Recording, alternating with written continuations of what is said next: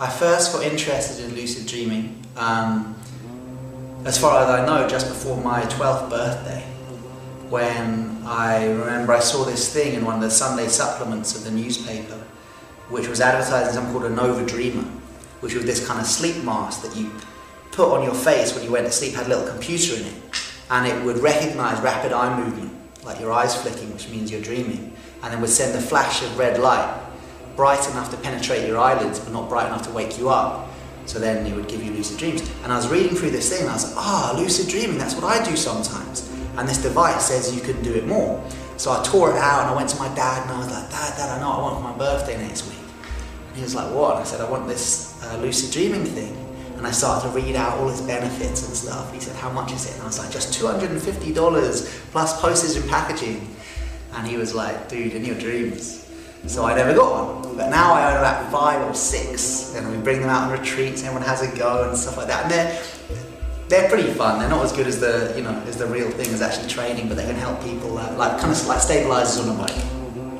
So that was my first memory of being interested in lucid dreaming. But then it was when I was 15, 16, I started getting interested in Buddhism and psychedelics and mind training and martial arts and all this kind of stuff. And lucid dreaming came along with that. I just started getting these feelings that there kind of had to be something bigger than this. So I went down the kind of drugs route and I was like, there must be something bigger out there.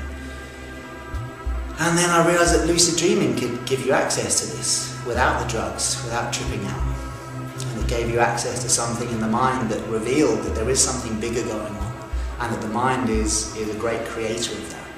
So when I was about 16, I bought some lucid dreaming books and taught myself how to do it.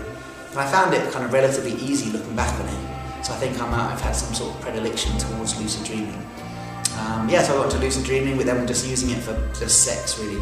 Like the first 2 years of my lucid dreaming practice were exclusively like sex.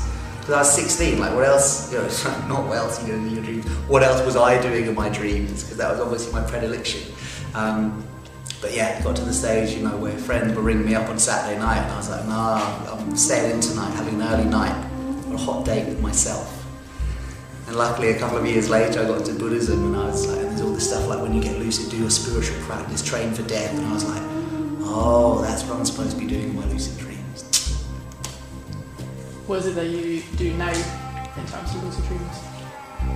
Now in my lucid dreams I try not to go around having sex with everyone and try and do what it says in Tibetan Buddhism, which is to engage with your spiritual practice, used as a method to train your mind, and to gain insight into the capacity of the human mind to create illusion. Every time you become lucid, you're gaining direct insight into the capacity of the mind to create and sustain illusion. So that when you wake up in the waking state, you are more likely to recognize illusion in both your mind and the waking state when it arises. And of course, recognition of illusion and recognition of deluded mind states is one of the core foundations of mind training within Buddhism. Do you enjoy teaching it? How did you end up teaching lucid dreaming? I never set out to teach lucid dreaming. I trained as an actor and then got into the music industry and was in several bands and hip-hop groups and stuff like that, even a Buddhist hip-hop group at one point. And that's what I did. I was hanging out with a group of break dancers and rappers and stuff, and we used to tour around the festival scene and teach kids, young offenders, that kind of stuff. So that was my work. I set up a small company called Throwdown, which is what I used to do full time. The Buddhism was obviously a big part of my life since I was about 19 when I took refuge, and the lucid dreaming since before then, since I was about 16. But it was never a career path.